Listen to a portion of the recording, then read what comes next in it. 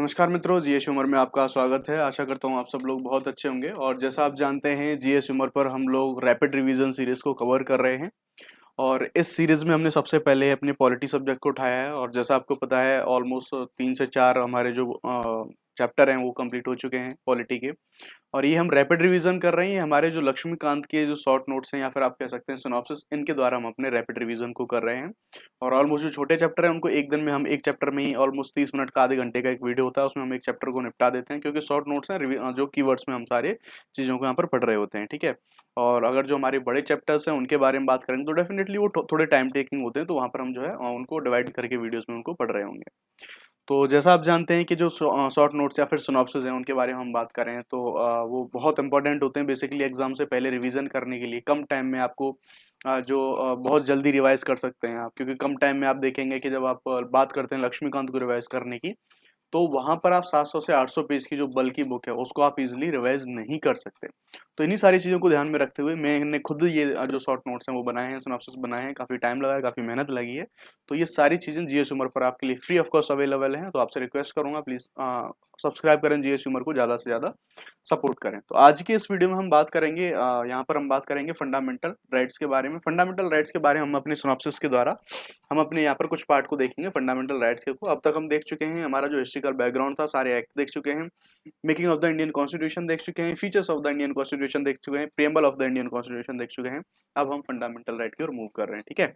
तो चलो यहाँ पर अगर हम बात करेंगे फंडामेंटल राइट्स की बात करेंगे तो यहाँ पर हम देख लेते हैं आर्टिकल। हम यहाँ पर बात करें तो मूल अधिकारों के बारे में अगर हम बात करेंगे तो इनको जो है बात करें भारतीय संविधान में कहाँ पर प्लेस करा गया है, अगर इस बारे में बात करेंगे तो हम जानते हैं टोटल 22 भाग है हमारे भारतीय संविधान में। इन 22 भागों में से जो भाग तीसरा है वहां पर हमारा मूल अधिकार देखने को मिलेंगे। भाग एक में हमें भारत राज्यों का, भारत के राज्य और उसका संघ, ये हमें देखने को मिलेगा। भाग दो में अगर हम बात करेंगे तो हम हमें देखने को मिल जाती हैं जो नागरिकता संबंधित सारी चीजें होंगी वो। भाग तीन में हमें मूल अधिकार यहाँ पर देखने को मिल जाता है, ठीक है। भाग चार में हम देखेंगे। इसी तरह से सारे 22 भाग हैं, ये आपको पता होने चाहिए। मूल अधिकारों की बात करें तो भाग 3 में तो ये मिल जाएंगे, लेकिन अगर आर्टिकल्स में हम बात करेंगे तो भाग 12 से सॉरी जो आर्टिकल 12 से लेके आर्टिकल 35 तक हमारे मूल अधिकार चलते हैं। आर्टिकल 12 में हमारे राज्य या फिर डेफिनेशन ऑफ स्टेट दिया गया है, यहीं से शुरुआत होती है। और आर्टिकल 35 तक सारे फंडामेंटल राइट चल रहे होते हैं, ठीक है।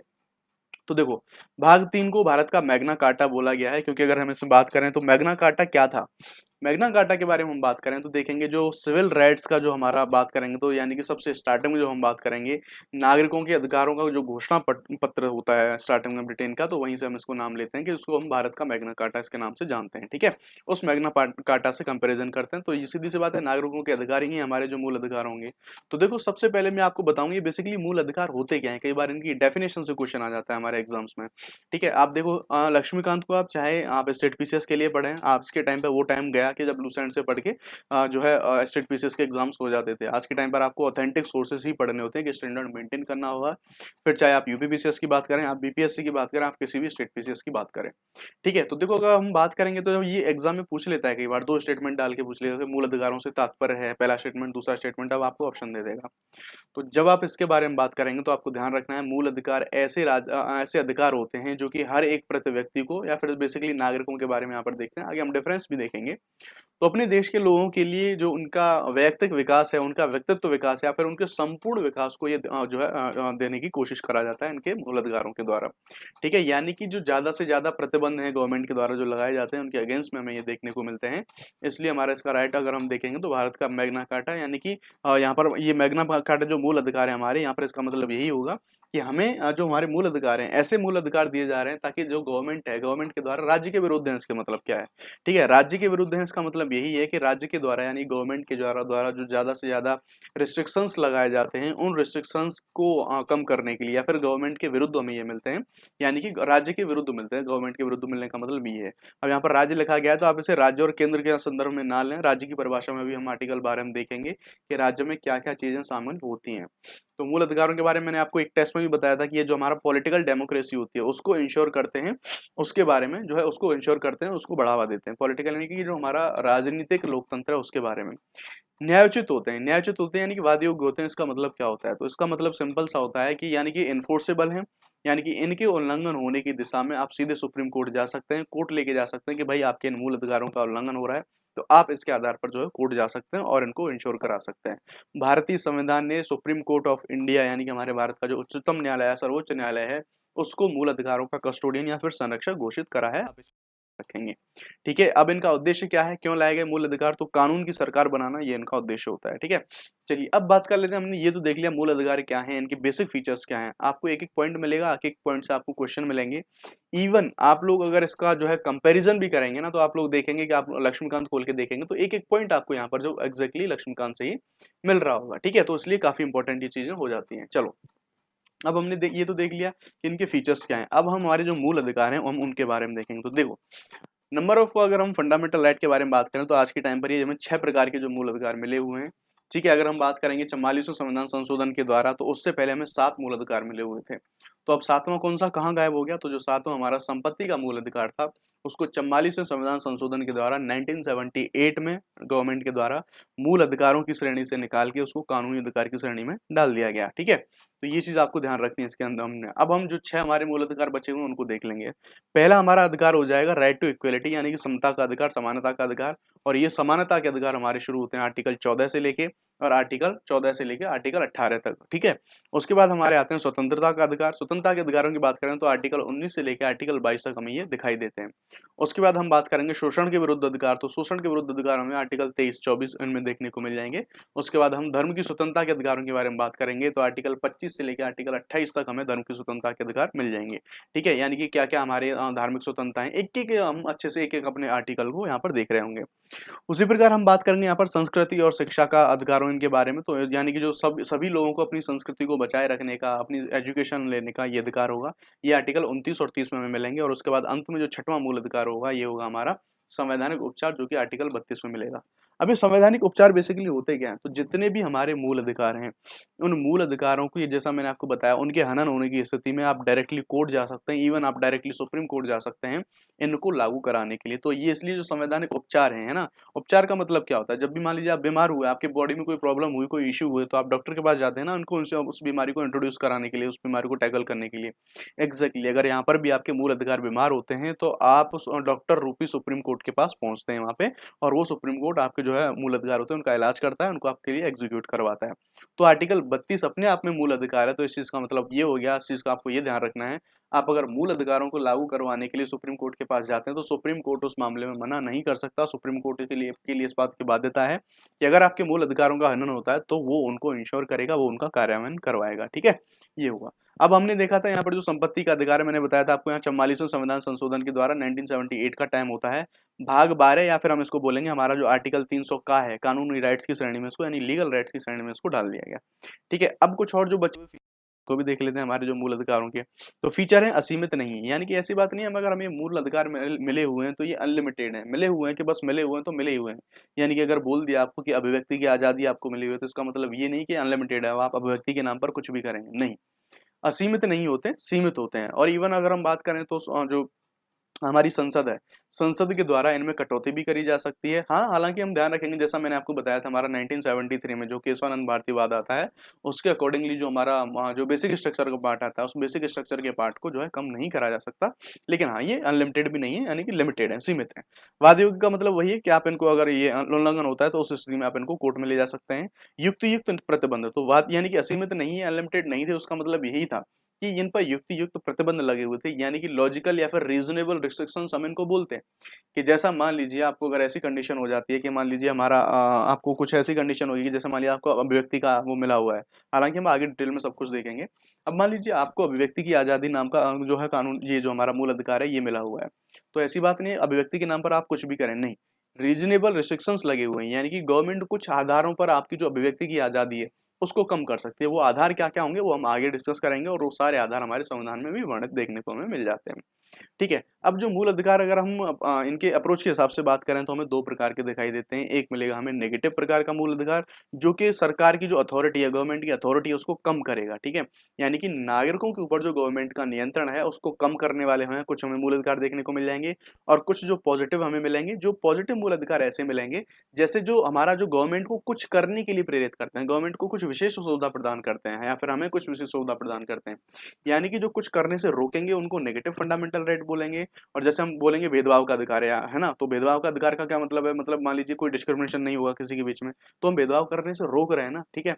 तो अब हम पॉजिटिव अगर हम फंडामेंटल राइट की बात करेंगे तो वहां पर कुछ करने के लिए है, जैसे कि रिजर्वेशन, यानी कि गवर्नमेंट को रिजर्व समानता लाने के लिए, सामाजिक समानता लाने के लिए, रिजर्वेशन लाने के लिए प्रेरित करा जा रहा है, यानी कि वहां पर कुछ करने के लिए प्रेरित करा जा रहा है।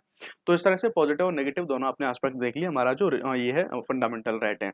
सुप्रीम कोर्ट के द्वारा सुरक्षा की गारंटी दी जाती है, जैसा मैंने आपको बताया कि संविधान के द्वारा जो हमारा सुप्रीम कोर्ट है, इसको हमारे मूल अधिकारों का जो गारंटर चुना गया है, संरक्षक चुना गया है, तो इसकी सुप्रीम कोर्ट के द्वारा इनकी सुरक्षा की गारंटी होती है। लेकिन ध्यान रखेंगे, मैंने आपको ये भी बताया था कि असीमित नहीं है, अनलिमिटेड नहीं है। संसद के द्वारा जो आर्टिकल 368, जिसमें कि हम संविधान संशोधन की बात करते हैं, उस आर्टिकल 368 के द्वारा संविधान संशोधन करने के बाद जो है इनमें कमी करी जा सकती है, इनमें चेंजेस करे जा सकते हैं। लेकिन हाँ, ये चीज ध्यान रखेंगे कि कमी करी जाएगी, जब चेंज करी जाएगी तो इनका जो बेसिक स्ट्रक्चर वाला पार्ट है उसको चेंज नहीं करा जाएगा, उसको नहीं बदला जाएगा। ठीक है, ये चीज हम ध्यान रखेंगे। अगर हम आगे की एक और इनकी फीचर के बारे में बात करें तो आपातकाल में, यानी जब हम इमरजेंसी के बारे में बात करेंगे तो अभी हम देखेंगे आर्टिकल 20 और आर्टिकल 21 है हमारा, ठीक है। यानी ये दो आर्टिकल है, इनकी डिटेल हम आगे देखेंगे। तो आर्टिकल 20 और आर्टिकल 21 को इमरजेंसी के अलावा इनको निलंबित जो है करा जा सकता है, ये चीज ध्यान रखेंगे, ठीक है। मतलब सॉरी, यहाँ पर इसका इंटरप्रिटेशन ये होगा कि इमरजेंसी में आर्टिकल 20 और आर्टिकल 21 को इनको निलंबित नहीं कराया जाएगा, बाकी भी जितने हमारे आर्टिकल्स होंगे, जितने भी मूल अधिकार होंगे, उन सबको यह सस्पेंड करा जा सकता है जब इमरजेंसी का टाइम होगा। लेकिन इमरजेंसी के टाइम पर भी ध्यान रखेंगे, आर्टिकल 20 और आर्टिकल 21 के जो मूल अधिकार हैं, ये किसी भी हाल में जो है इनको निलंबित नहीं करा जाएगा, ठीक है।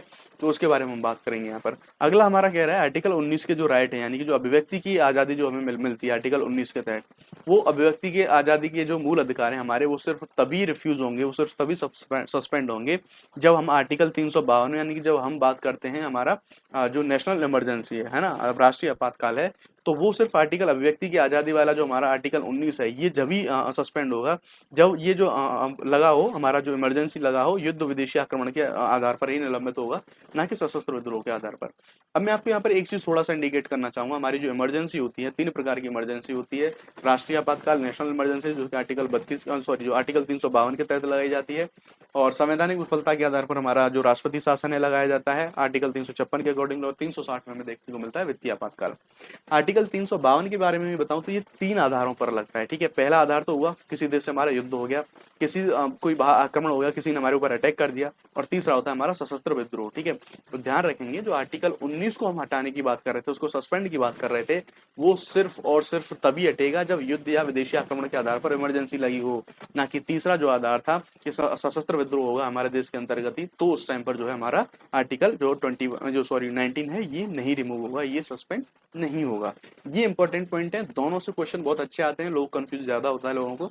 यानी कि ये आर्टिकल 20-21 ये जो है इनका सस्पेंड नहीं होगा, और आर्टिकल 19 है वो किस कंडीशन में सस्पेंड होगा, होपफुली आपको क्लियर हो गया होगा, ठीक है। तो ये तो देखे थे हमने अब हमारे फीचर। अब हम मूव करेंगे अपने जो क्रिस्प मामला है। मैंने आपको बताया था कि जो हमारे जितने फंडामेंटल राइट हैं, वो सारे फंडामेंटल राइट मैंने आपको बताया था कि वो हमारे आर्टिकल 12 से लेके आर्टिकल 35 तक शुरू होते हैं। चलिए भाई, अब हम बात करेंगे, स्टार्टिंग से बात करेंगे, आर्टिकल 12 से शुरुआत करते हैं। आर्टिकल 12 में क्या दिया गया, तो आर्टिकल 12 में अब तक जो मैं राज्य राज्य बता रहा था ना, अब तक जो स्टेट स्टेट की बात कर रहा था, तो उस स्टेट की या फिर उस राज्य की परिभाषा दी गई थी, यानी कि राज्य के अंतर्गत कौन कौन आ जाएगा, ये आर्टिकल 12 के अंदर दिया गया है, ठीक है। तो राज्य की परिभाषा में ये कई बार पूछ लिया जाता है, एग्जाम में भी पूछ लिया जाता है कि राज्य की परिभाषा के अंतर्गत क्या क्या आता है। तो ध्यान रखेंगे, जितने भी गवर्नमेंट अथॉरिटी हैं वो सारे सारे के सारे वो राज्य की परिभाषा के अंतर्गत आ जाएंगे। चाहे आप केंद्र सरकार को ले लें, राज्य सरकार को ले लें, आप संसद को ले लो, राष्ट्रपति को ले लो, राज्यपाल को ले लो, ठीक है, विधानमंडलों को ले लो, इवन गवर्नमेंट कंपनियों को ले लो, ये जरूर पूछा जाता है, नगर पालिका ले लो, पंचायत ले लो। यानी कि जहां भी गवर्नमेंट का इन्वॉल्वमेंट आपको दिखेगा, वो सब कुछ राज्य की परिभाषा के अंतर्गत आपको देखने को मिल जाएगा, ठीक है। ये हो गया हमारा आर्टिकल 12 राज्य की परिभाषा। आर्टिकल 13 पे अगर हम मूव करेंगे तो आर्टिकल 13 हमारा बोलता है कि फंडामेंटल राइट से जो भी असंगत विधियां होंगी, ठीक है, यानी कि जो हमारा मूल अधिकार है, मूल अधिकारों से असंगत का मतलब होता है मूल अधिकारों से ना मिलने वाली, यानी कि ऐसी कोई अगर कानून है, ऐसी कोई विधि है जो कि मूल अधिकारों के साथ मैच नहीं होती है, तो वो जो है शून्य घोषित हो जाएगी, ठीक है। यानी कि वो खत्म कर दी जाएगी, यानी कि उस कोर्ट के द्वारा उसको खत्म कर दिया जाएगा यदि अगर वो मूल अधिकारों से संगत नहीं होती, अगर गवर्नमेंट के द्वारा ऐसा कोई कानून बना दिया जाता है तो, ठीक है। अब क्वेश्चन आ जाता है एग्जाम में कि ये जो विधि है, ये हम बोल रहे हैं ना कि असंगत विधियां, इन असंगत विधियों के अंतर्गत कौन कौन सी विधि आती है, एग्जाम ये पूछा जाता है। 5-6 आपको नीचे ऑप्शन दे देगा और युग्म आपको पूछ लेगा कि कितने युग्म इसमें से सही सम्मिलित हैं। ठीक है, तो ध्यान रखेंगे स्थायी विधि यानी कि पार्लियामेंट के द्वारा या फिर विधान मंडलों के द्वारा जो कानून बनाए जा रहे हैं वो इसके अंतर्गत शामिल आ जाएगा। ठीक है, यानी कि जो संविधान के अंतर्गत जो विधि है वो भी इसमें शामिल है। एक्ट शामिल है जो कि हमारी जो विधायिका है वो शामिल करती है, वो पारित करती है। अध्यादेश, अध्यादेश भी इस विधि के अंतर्गत शामिल हो जाएंगे। अध्यादेश आप जानते हैं कि हम बात करेंगे तो हमारे जो भारत के राष्ट्रपति हैं उनको भी अध्यादेश जारी करने की शक्ति है और राज्यपाल को भी जारी करने की शक्ति है। तो वो जो अध्यादेश जारी करते हैं ना, चाहे वो कितने भी टाइम के लिए एलिजिबल रहे, वो अध्यादेश भी इस विधि के अंतर्गत आ जाते हैं। उसी प्रकार से हम बात करेंगे प्रत्यायोजित विधान। ठीक है, यानी कि देखो प्रत्यायोजित विधान क्या होता है, कई बार यही क्वेश्चन पूछ लिया जाता है, अपने आप में क्वेश्चन बन सकता है ये, इसे बोलते हैं हम डेलीगेटेड लेजिस्लेशन।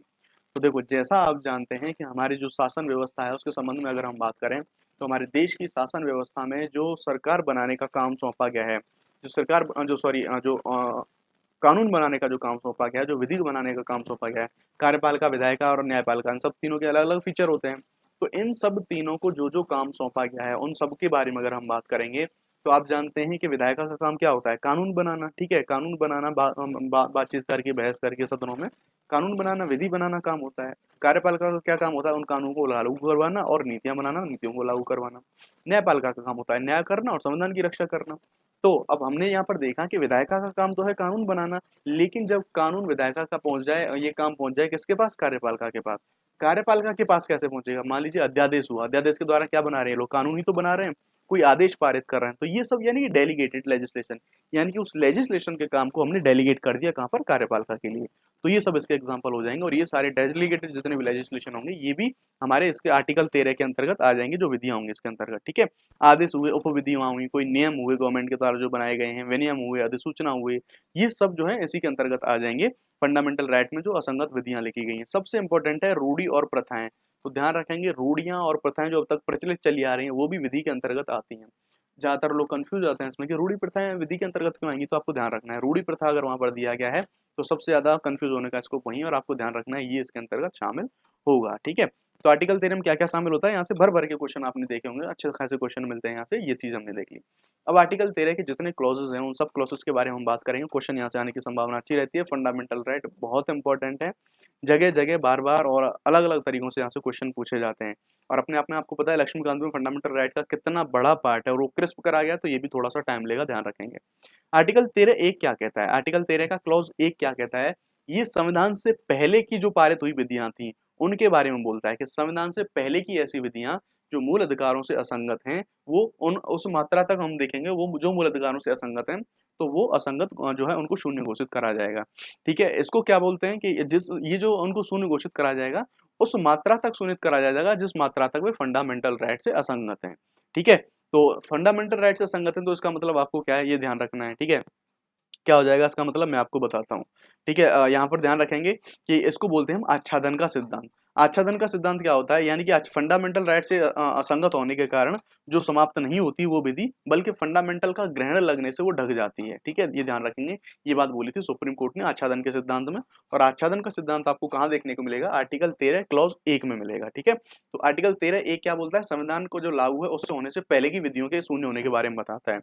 13 2 के बारे में बताते हैं। देखो भाई, अगर आप लोग पहली बार पॉलिटी पढ़ रहे हैं तो हो सकता है आपको कंफ्यूजन हो, अगर आपने पहली बार, दूसरी बार या फिर तीसरी बार आपने कहीं से भी पॉलिटी ऑलरेडी मतलब पढ़ रखी है तो आप बेहतर तरीके से कनेक्ट कर पाएंगे। और आपने अगर कभी भी लक्ष्मीकांत पढ़ी है फिर तो बल्ले बल्ले है, फिर तो आपको कुछ सोचने की जरूरत है ही नहीं, सब कुछ आप कनेक्ट करेंगे।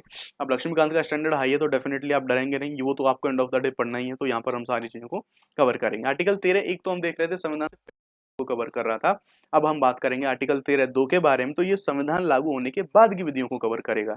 यानी कि संविधान लागू होने के बाद की ऐसी सारी विधियां जो कि हमारे मूल अधिकारों से असंगत हैं उनको हम जो है बात करेंगे वो शून्य घोषित हो जाएंगी। इसको बोलेंगे, जो बाद वाला जो हमारा नियम है इसको बोलेंगे हम पृथक्करणीयता का नियम है, सेपरेशन का जो नियम होता है उसके बारे में।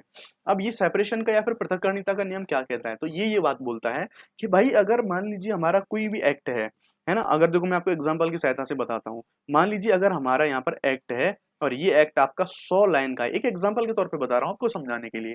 100 लाइन का आपका ये कोई अधिनियम है, कानून है, और इसकी सिर्फ स्टार्टिंग की मान लीजिए 40 लाइन ही मूल अधिकारों से असंगत है, सिर्फ 40 लाइन, बाकी की लाइन नहीं, सिर्फ 40 लाइन ही इसमें जो असंगत है। तो ध्यान रखेंगे आर्टिकल 13 का क्लॉज 2 ये कहता है कि अगर इतना माल है इसके जो 40 लाइन वाला, अगर हम ये जो सिर्फ है और सिर्फ 13(2) के तहत यही खत्म होगा, ना कि पूरी की पूरी 16 लाइनें खत्म होंगी।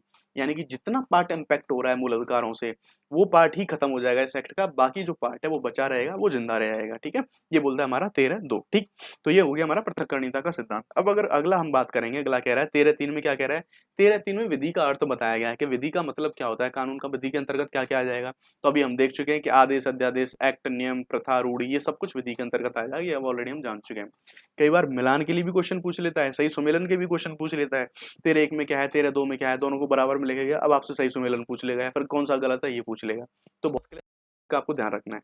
13(4) की अगर हम बात करेंगे तो 13(4) में बोला गया है, ये जो 24वां संविधान संशोधन आता है उसके द्वारा ऐड करा गया था, और इसमें हम बात करेंगे कि आर्टिकल, ये बोला गया कि आर्टिकल 13 की कोई भी जो बात है वो आर्टिकल 368 के तहत संशोधन पर लागू नहीं होगी। यानी कि आर्टिकल 13 में जितनी बातें बोली गई हैं, जब हम संविधान संशोधन कर रहे होंगे आर्टिकल 368 के तहत, तो वो उस संबंध में सारी चीजें लागू नहीं होंगी। आर्टिकल सिर्फ सिंपल सा 13(4) ये बोल रहा है। ठीक है, चलिए अब हम एक चीज और देख लेते हैं। एक और हमारा जो जिस दिन सिद्धांत देखे थे ना हमने, आच्छादन का सिद्धांत, पृथक्करणीयता का सिद्धांत, एक ही ऐसा सिद्धांत और आता है आदित्याग का सिद्धांत।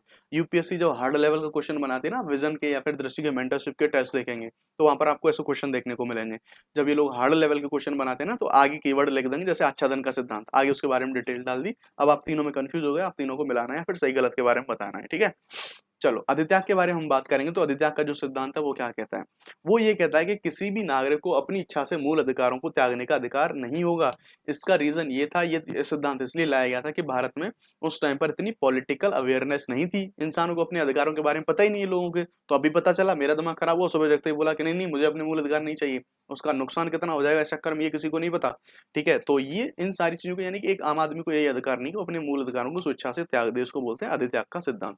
ठीक है, ये हो गया। अब हम एक इंपॉर्टेंट चीज आती है यहाँ पर कि कुछ जो मूल अधिकार हैं, ये एग्जाम में बार बार पूछा जाता है, चाहे यूपीपीसीएस हो, यूपीएससी हो, स्टेट पीसीएस और कोई हो, वहां पर हर बार एनडीए सीडीएस कोई भी एग्जाम हो, कि ऐसे कौन से मूल अधिकार हैं। हमने देखे कि 12 से लेके जो एक्चुअली मूल अधिकार तो इतने कवर करे जाते हैं, लेकिन एग्जैक्टली हम बात करेंगे तो 14 से लेके 32 तक हमारे मूल अधिकार होते हैं। ठीक है, तो ये जो मूल अधिकारों की हम बात करेंगे, तो ये सारे के सारे मूल अधिकार होंगे। कौन कौन से लोगों को ये मूल अधिकार जो यहाँ है, जैसे हम बात करेंगे अगर लोगों के बारे में बात करें, तो एक तो हो जाएंगे हमारे देश के नागरिक और एक हो जाएंगे विदेशी लोग। तो ये पूछ लेता है कई बार कि ऐसे कितने मूल अधिकार हैं जो सिर्फ हमारे ही देश के नागरिकों को प्राप्त है, यानी कि जिन लोगों को नागरिकता प्राप्त है वो मूल अधिकार उन्हीं लोगों को प्राप्त होंगे। तो ऐसे कौन कौन से मूल अधिकार हैं, आपको कुछ आर्टिकल याद कर लेने हैं। आर्टिकल याद करने हैं आपको, आर्टिकल 15, आर्टिकल 16, आर्टिकल 19, 29, 30। ये जो मूल अधिकार होंगे ये सिर्फ और सिर्फ ये किसको मिलेंगे, ये सिर्फ हमारे जो देश के नागरिक हैं उन्हीं को मिलेंगे। विदेशियों को इन मूल अधिकारों पर कोई हक नहीं होगा, और ये क्वेश्चन आपको बार बार भर भर के मिलेगा। ये चीज आपको ध्यान रखनी। कैसे, 15-16 सक्सेसर है, ये ध्यान रखेंगे आप। 19-29 में 10 का गैप है, और 19-29 और 30 अपने आप में सक्सेसर हो जाएंगे। तो इस तरह से ऐसे कनेक्ट करके आप इनको याद कर सकते हैं। तो ये अधिकार तो मिले सिर्फ नागरिकों को, नागरिक और विदेशियों को बचे हुए सारे जो मूल अधिकार मिल जाएंगे, यानी कि 14 हुआ, 20 हुआ, 21 का, 22, 23, 24, 25, 26, 27, 28, ये सारे जो आर्टिकल हैं ये मिल जाएंगे नागरिक और विदेशी दोनों को। ठीक है, तो आर्टिकल 13 में कोई बताएं, कोई यहाँ पर बात करें, आर्टिकल 13 कोई बेसिकली अपने आप में कोई कानून नहीं है, कोई विधि नहीं है, इसलिए इसको चुनौती नहीं दी जा सकती। ठीक है, तो लेकिन ये चीज एक ध्यान रखेंगे कि अगर लेकिन जो फंडामेंटल राइट का हनन होने के बेस पर जो संशोधन को अगर चुनौती दी जा सकती है, और ये केशवानंद भारती केस में बोला गया, कोई बहुत इंपॉर्टेंट नहीं, बस एक लाइन थी इसलिए मैंने यहाँ पर इसको ऐड कर रखा था। ठीक है, चलिए आगे हम बात करेंगे। अगला अपना आर्टिकल 13 हमारा कंप्लीट हो चुका है। अब हम बात कर रहे हैं आर्टिकल 14 के बारे में। अब तक तो सिर्फ हमने बात करी परिभाषा, और जो भी हमारे मूल अधिकारों से असंगत होंगे वो शून्य घोषित हो जाएंगे। अब एग्जैक्टली हम एक एक आर्टिकल को यहाँ से पढ़ना शुरू करेंगे। आर्टिकल 14 के बारे में हम देखते हैं। तो आर्टिकल 14 कहता है हमारा विधि के समक्ष समता और उनको विधि का समान संरक्षण, ये बोलता है हमारा जो है आर्टिकल 14। ठीक है, हम 14, 15, 16, 17 ऐसे एक एक से पढ़ते चलेंगे, थोड़ा सा स्पीड से कवर करेंगे क्योंकि ये हमारा रैपिड रिवीजन है। इसमें अगर हम बात करें तो जो बेसिकली हम यहाँ पर समता और संरक्षण इन दो के बारे में बात कर रहे हैं। आपने अगर मॉक टेस्ट देखा होगा तो मैंने मॉक टेस्ट में ये चीज कराई थी, वहां पर बहुत अच्छे से समझाया था कि जो समता है वो नेगेटिव एस्पेक्ट है मूल अधिकारों का, और जो संरक्षण है वो पॉजिटिव है। जो समता वाला मामला है, समता को हमने कहां से लिया है, ब्रिटिश से लिया है, नेगेटिव है, और संरक्षण है हमने उसको कहां से लिया, यूएसए से। तो आप याद कैसे करेंगे, सुपर पावर कौन दुनिया में, यूएसए, और जो सुपर पावर है वो क्या कभी गलत हो सकता है, बिल्कुल भी नहीं, शक्ति का सिद्धांत यही बोलता है।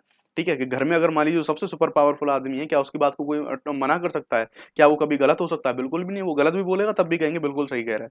तो ऐसे आप इसको याद कर लेंगे। संरक्षण कौन करता है सबका? यूएसए। तो पॉजिटिव है वो हमेशा पॉजिटिव हो सकता है। तो संरक्षण कौन कर रहा है? यूएसए पूरी दुनिया का संरक्षण कर रहा है। इसलिए विधि के समक्ष जो संरक्षण है वो हमें यूएसए से देखने को मिलेगा। ठीक है। समता का मतलब क्या होता है? समता का सिंपल सा मतलब ये होता है, विधि के समक्ष जो समता होती है उसका मतलब ये होता है कि जो किसी को कोई विशेष अधिकार नहीं मिलेंगे, यानी कि विशिष्ट विशेषाधिकारों की अनुपस्थिति मिलेगी। सभी को समान व्यवहार, ठीक है, चाहे आप कोई भी है, कितना भी ऊंचा है, कितना भी नीचा है, हर व्यक्ति विधि के समान समान होगा, समक्ष समान होगा, कोई ऊपर नीचे नहीं है। और कोई व्यक्ति विधि के ऊपर नहीं है, यानी कि कानून से ऊपर बढ़ के कोई नहीं होगा। ये चीज बोलती है समता। लेकिन जब आप संरक्षण के बारे में बात करेंगे तो ये पॉजिटिव एस्पेक्ट है मूल अधिकारों का। ये बोलता है, हमने देखा इसको, हमने लिया कहां से? यूएसए से लिया। ये कहता है समान परिस्थिति में समान व्यवहार। इसका एग्जाम्पल आप देखेंगे तो मैं ये नहीं कह सकता कि मैं भी भारत का नागरिक हूं और हमारे राष्ट्रपति भी भारत के नागरिक हैं, अब मेरे और राष्ट्रपति के बीच में जो है उनको समान ट्रीटमेंट दिया जाए। नहीं, ऐसी बात नहीं है। मेरे स्तर पर जितने लोग हैं उनको समान जो है व्यवहार करा जाएगा, और उस पद के स्तर पर जितने लोग हैं उनको समान व्यवहार कर दिया जाएगा। ये चीज बोली गई है, हमारा जो विधि का समान संरक्षण का नियम है यूएसए से जो कि लिया गया था। ठीक है। अब समान विधि में समान नियम, जो कि वही अभी मैंने आपको बात करी। ठीक है। और बिना भेदभाव के समान के साथ समान व्यवहार, यानी सीधी सी बात है, जितने लोग मान लीजिए जितने मुख्यमंत्री हैं उन सबके साथ एक जैसा व्यवहार होगा। मेरे जैसे आम नागरिक हैं, आम लोग हैं, उनके साथ सबके साथ समान व्यवहार होगा। ठीक है। तो ध्यान रखेंगे। इसके बारे में एक जो इंपॉर्टेंट जो स्टेटमेंट था, एवी डायसी ने ये बात बोली थी कि विधि के समक्ष जो समता का विचार है विधि का शासन के सिद्धांत का मूल तत्व है। ठीक है। यानी कि विधि के शासन का जो सिद्धांत होता है उसका मूल तत्व है हमारा विधि के समक्ष समता का विचार। ठीक, इस तरह से हमने देख लिया। अब हम अगर यहाँ पर देखें विधि के शासन की यहाँ पर बात करेंगे तो विधि का शासन एग्जैक्टली, यानी कि ये हम बात करें तो विधि का शासन होता क्या है? ठीक, विधि के शासन के बारे में बात करें तो इसके कुछ हमारे फीचर्स होते हैं। विधि के शासन में होता है इच्छाधीन जो शक्तियां हैं उनकी अनुपस्थिति। ठीक है। इच्छाधीन जो शक्तियां हैं उनकी अनुपस्थिति, यानी कि इसका मतलब ये हुआ कि ऐसा नहीं कोई राजा है आराम से मजे ले रहा है, ठीक है, और जो उसका जो मन करा वहां पर वो जो मन करा उसने वो करेगा, पर होता है विधि का शासन। लाइक अगर आप नॉर्थ कोरिया में देखेंगे तो किम जोंग उन जो मन करे वो कर सकता है। ठीक है। वहां पर विधि का शासन देखने को नहीं मिलेगा। वहां पर जो उसका भाषण ही शासन है, ये वाली बात होती है ना, जो किम जोंग ने बोल दिया वही विधि हो जाएगा वहां पे। ठीक है। तो विधि के उल्लंघन के अलावा दंड नहीं दिया जा सकता विधि के शासन में। अगर आपने किसी कानून को उल्लंघन नहीं करा है तो आपको दंड नहीं दिया जा सकता। अगर वहीं पर ये सीन है, अगर पता लगा, अगर किम जोंग उनका दिमाग खराब हुआ ना कि इस इंसान की मेरे को शक्ल ठीक नहीं लग रही, वो उसको तोप से बांध के उड़ा देगा। ठीक है। वहां ये सिस्टम है। ये ऐसे होता है जहां पर विधि का शासन नहीं होता। तो यहाँ पर अगर विधि का शासन है तो आपको सिर्फ, आपने जब तक किसी विधि का अतिक्रमण नहीं करा, आपने कोई क्राइम नहीं करा है, तो आपको दंड नहीं दिया जा सकता। कोई व्यक्ति कानून के ऊपर नहीं है। ठीक है। यानी कोई भी हो, हर सभी के लिए कानून बने हुए हैं। हर चीज जो है संविधान के अनुरूप चलेगी। कानून से ऊपर कोई कुछ भी नहीं मिलेगा। व्यक्तिगत यानी कि जो हमारे पर्सनल राइट्स हैं उनको प्रमुखता दी जाएगी। और ये इसका स्रोत कौन है? हमारे भारत का संविधान। संविधान ने जो सारे अधिकार हैं उन सबको डिफाइन करा है, अच्छे से उनके सबके बारे में बताया। अब हमने समता के बारे में तो बात कर लिया, अब हम समता के कुछ अपवाद हैं उनके बारे में बात कर लेंगे। समता के अपवाद क्या होंगे? यहाँ पर हम बात करें तो प्रेसिडेंट और जो गवर्नर है, हमारे जो भारत के राष्ट्रपति और जो राज्यपाल हैं, वो अपने किसी कार्य के लिए या फिर अपने किसी निर्णय के लिए किसी भी न्यायालय में जवाबदेह नहीं है। ये चीज ध्यान रखेंगे। ये समता के अपवाद है, यानी कि जो भी काम उन्होंने किए, जो भी निर्णय उन्होंने लिए हैं, वो उस निर्णय के लिए किसी भी कोर्ट में जाके वो जो है जवाबदेह नहीं होंगे। और उनके कार्यकाल में उन पर दंडिक कार्यवाही नहीं शुरू करी जा सकती। ध्यान रखेंगे, जब वो अपने पद पर बैठे हुए हैं। ना ही उनको अपने पद पर रहते हुए उनको अरेस्ट करा जा सकता। व्यक्तिगत कार्य हेतु भी दीवानी उन पर केस चलाया जा सकता है, क्रिमिनल कोई केस नहीं चलाया जा सकता। हाँ, दीवानी केस से पहले भी 2 माह की सूचना पहले उनको देनी पड़ेगी। 2 माह की सूचना के बाद ही, 2 माह के नोटिस के बाद ही कोई दीवानी जो केस है उनके ऊपर चलाया जा सकता है। ठीक है। चलिए अगला हम यहाँ पर बात करेंगे। यहाँ पर एक ये चीज इंपॉर्टेंट बोली गई है कि आर्टिकल 31 गा के बारे में चीज बोली गई है कि ये आर्टिकल 31 गा जहाँ आएगा वहां से आर्टिकल 14 चला जाएगा। इसका मतलब सिंपल सा ये है कि विधानमंडलों के द्वारा जो डीपीएसपी क्रियान्वयन संबंधी जो नियम बनाए गए हैं आर्टिकल 39 बी के अंतर्गत, और जो सी शामिल हो इसमें, अगर ये बने तो उस बेस पर आर्टिकल 14 को चुनौती नहीं दी जाएगी। ये एक थोड़ा सा क्लिष्ट मामला है, आप इसमें ज्यादा ना उलझें। सिर्फ जो आपके जो आर्टिकल्स हैं उनको आप सिंपल सा समझें, पढ़ें और अपना आगे बढ़ें। आर्टिकल 13 हो गया, 12 पढ़ लिया हमने, 13 पढ़ लिया, 14 पढ़ लिया। अब हम आर्टिकल 15 पे मूव कर रहे हैं। आर्टिकल 15 के बारे में आपको यहाँ पर बताऊं तो यहाँ देखेंगे हम, यहाँ पर ये बोलता है आर्टिकल 15 कि केवल, केवल जो शब्द है ना, इस केवल शब्द को आपको अच्छे से याद कर लेना है, ध्यान से नोटिस कर लेना है। केवल धर्म, यहाँ पर देखा जा रहा है, आप धर्म, जाति, मूल वंश, लिंग, जन्म स्थान आधारित विभेद नहीं। यानी कि ये बोलता है कि किसी भी व्यक्ति के साथ केवल धर्म के आधार पर, केवल जाति के आधार पर, केवल मूल वंश के आधार पर, केवल लिंग के आधार पर, केवल जन्म स्थान के आधार पर उसके साथ आप भेदभाव नहीं कर सकते। यानी कि जितने आधार दिए गए हैं ना, सिर्फ इन्हीं के आधार पर आप भेदभाव नहीं कर सकते। अन्य आधार होंगे उनके आधार पर आप भेदभाव कर सकते हैं। फिर से कह रहा हूं, ये जितने भी आधार दिए गए हैं, जितने भी बेस दिए गए हैं, इनके आधार पर आप उस व्यक्ति के साथ भेदभाव नहीं कर सकते आर्टिकल 15 के अकॉर्डिंगली। इसके बाहर जितने भी इसके बाहर जितने भी आधार होंगे उनके बेसिस पर आप भेदभाव कर सकते हैं, ठीक है। इसका मतलब ये हुआ, आप किसी भी व्यक्ति को धर्म के आधार पर, जाति के आधार पर, वंश, लिंग, जन्म स्थान के आधार पर कोई भी दुकान हुआ, ठीक है, कोई भी हमारा भोजनालय हुआ, कोई भी होटल हुआ, मनोरंजन के स्थान हुए, वहां पर प्रवेश से आप नहीं रोक सकते किसी भी व्यक्ति को। जैसा आप देखेंगे ना, हम देखेंगे कई जगह पर गांव वगैरह में ये होता है कि मान लीजिए कोई भी निम्न जाति का, सो कॉल्ड निम्न जाति का व्यक्ति है, उसको मंदिरों में प्रवेश नहीं करने देंगे, उसको तालाब अपना यूज नहीं करने देंगे। ऐसी सारी चीजें आपको आज भी देखने को मिल जाती हैं, ठीक है। तो वहां पर उनमें प्रवेश से आप नहीं रोक सकते उस व्यक्ति को कि इसकी जाति या फिर लिंग, वंश उसका कुछ अलग है। वहीं कुएं और तालाब घाट पर विवेद नहीं, जैसा मैंने आपको बताया, कुएं हुए, तालाब हुआ, घाट हुआ कोई नदी का, ठीक है, तो आप उसके यूज पर भी किसी व्यक्ति को इन आधारों पर जो ऊपर दिए गए हैं सारे, इन पर नहीं रोक सकते। अब ध्यान रखना, ये जो विभेद दिए गए हैं ना, ये वाला जो आर्टिकल 15 मिला हुआ है, ये राज्य और व्यक्ति दोनों के विरुद्ध विभेद जो है उसको समाप्त करता है, ठीक है। दोनों के विरुद्ध जो विभेद है, दोनों के विरुद्ध जो भेदभाव है उसको समाप्त करता है। ना तो आपको कोई प्राइवेट व्यक्ति सिर्फ इन आधारों पर रोक सकता है, ना कोई गवर्नमेंट इसके आधारों पर रोक सकता। अब जैसे हमने आर्टिकल 14 के कुछ जो एक्सेप्शंस देखे थे, जो अपवाद देखे थे, आर्टिकल 15 के भी अपवाद देख लेंगे। आर्टिकल 15 के अपवाद दिए गए हैं कि राज्य द्वारा जो बच्चे और महिलाएं हैं उनके लिए कुछ अलग व्यवस्था करी जा सकती है। यहाँ तो हम कह रहे थे कि लिंग आधार पर और कोई भी जन्म, वंश कुछ भी हुआ उस आधार पर जो है भेदभाव नहीं कराया जा सकता, लेकिन कुछ अपवाद दिए गए हैं। क्योंकि अभी तो आप कहेंगे कि साहब यहाँ तो क्लियरली लिख रहा है कि लिंग के आधार पर भेदभाव नहीं करेंगे, लेकिन महिलाओं और बच्चों के लिए तो स्पेशल ट्रीटमेंट दिया जा रहा है। यहाँ पर तो कह रहे थे आप जाति के आधार पर भेदभाव नहीं करेंगे, लेकिन आप तो जाति के आधार पर रिजर्वेशन दे रहे हैं। तो हाँ जी, इनको इसलिए दे रहे हैं हम, ये काम इसलिए करे जा रहे हैं क्योंकि इनको अपवाद की श्रेणी में रखा गया है, ठीक है। और यहाँ पर जो बच्चे हैं या फिर जो महिलाएं हैं उनके लिए कुछ अलग व्यवस्थाएं करी जाती हैं। जैसे हम बात करेंगे तो फिर निःशुल्क शिक्षा, रिजर्वेशन की हम बात करेंगे निम्न जातियों को, ताकि उनकी जो सामाजिक स्थिति वो ऊपर की ओर बढ़े और वो समान चाल से हमारे साथ चल सकें। पिछड़े SC ST वाले जो लोग हैं इनके लिए कुछ अलग व्यवस्था या रिजर्वेशन करना। जो फीस है आप देखेंगे, आप जब एग्जाम जो जनरल वाले लोग हैं वो एग्जाम फॉर्म भरते हैं तो उनको ज्यादा पैसे चुकाने होते हैं। वहीं जो निम्न जाति के लोग हैं, जो कैटेगरी वाले बंदे हैं, उनको कम पैसे चुकाने पड़ते हैं, तो शुल्क में भी छूट मिलती है उनको। सीट आरक्षण के लिए प्रवेश हेतु जो शैक्षणिक छूट संबंधी नियम, यानी कि ये जो है ये हमें अपवाद मिलेंगे आर्टिकल 15 के, यानी कि ये जो नियम दिए गए थे इन आधारों पर इनसे जो है विभेद करा जा सकता है, ठीक है। चलिए अब हम बात करते हैं, एक चीज बात कर लेते हैं, 1993 में क्रीमी लेयर लागू होता है, ठीक है। क्रीमी लेयर के संबंध में, तो क्रीमी लेयर का संबंध आपको मिल जाएगा ओबीसी से, ठीक है, यानी कि जो हमारा अन्य पिछड़ा वर्ग है उनके संबंध में बात करें तो क्रीमी लेयर को कब इंट्रोड्यूस करा गया? 1993 में। अब क्रीमी लेयर बेसिकली आपको होता क्या है, मैं आपको वो बता देता हूँ। क्रीमी लेयर के बारे में बेसिकली हम बात करेंगे तो जब हम ओबीसी का रिजर्वेशन की बात करेंगे तो क्रीमी लेयर की अवधारणा में ये बात बोली गई कि भाई हम एक थ्रेशोल्ड, एक सीमा निर्धारित कर देते हैं, कुछ जो हम ऐसे मानक निर्धारित कर देते हैं कि जब हम जैसे आय के हिसाब से आप बात कर लें कि जो लोग इतना पैसा कमा रहे होंगे एक साल में, उन लोगों को ओबीसी का आरक्षण नहीं मिलेगा क्योंकि वो अच्छा खासा पैसा ऑलरेडी कमा रहे हैं। इसी प्रकार से कुछ ऑफिसर रैंक के बंदे हैं, कुछ कुछ किस क्लास के ऑफिसर के बंदे हैं, कुछ ऐसी कुछ रैंक और वो क्लास हम निर्धारित करेंगे कि अगर वो लोग उस रैंक में आते हैं तो वो क्रीमी लेयर में आ जाएंगे और उनको ओबीसी के आरक्षण का लाभ नहीं मिलेगा। तो अब हम ये देखेंगे कि क्रीमी लेयर में आता कौन कौन है। तो जो लोग संवैधानिक पद वाले हैं उनके बच्चों को क्रीमी लेयर का जो है वो नहीं मिलेगा। मान लीजिए राष्ट्रपति हैं, तो राष्ट्रपति अगर ओबीसी वर्ग से हैं तो उनके बच्चों को जो है जो ये ओबीसी वाला रिजर्वेशन है ये नहीं मिलेगा। अन्य जितने भी संवैधानिक पद हो सकते हैं, यानी कि जिनका उल्लेख संविधान में और संविधान के द्वारा उनको दिया गया है, उन सारे पदों को, ठीक है। ग्रुप ए और बी के क्लास सेकंड जो सेकंड ऑफिसर हैं, यानी कि आप जो IAS IPS जितने PCS हैं, जो ग्रुप ए और बी में जितनी भी सर्विसेज आती हैं वो भी ओबीसी का रिजर्वेशन नहीं मिलेगा क्योंकि वो भी क्रीमी लेयर के अंतर्गत आते हैं, ठीक है। पब्लिक एंटिटीज अगर इनके बारे में बात करें, बैंक्स हुए, यानी कि जो सरकारी कंपनियां बड़ी बड़ी, सेल, गेल, भेल, ONGC, इनमें जो लोग काम कर रहे हैं बहुत मोटा पैसा कमा रहे हैं, 3-3 लाख रुपए सैलरी होती है उन लोगों की महीने की। तो अब इतना पैसा कमा रहे हैं तो उनको रिजर्वेशन की क्या जरूरत है, वो क्रीमी लेयर में उनको रख दिया गया, ठीक है। अब मान लीजिए बैंक्स में बड़ी बड़ी पोजिशन पे है, कोई एरिया मैनेजर है, कोई जनरल मैनेजर है ना, तो ये सारे लोग हैं, तो इनको ओबीसी का रिजर्वेशन देके क्या करेंगे भाई, है ना।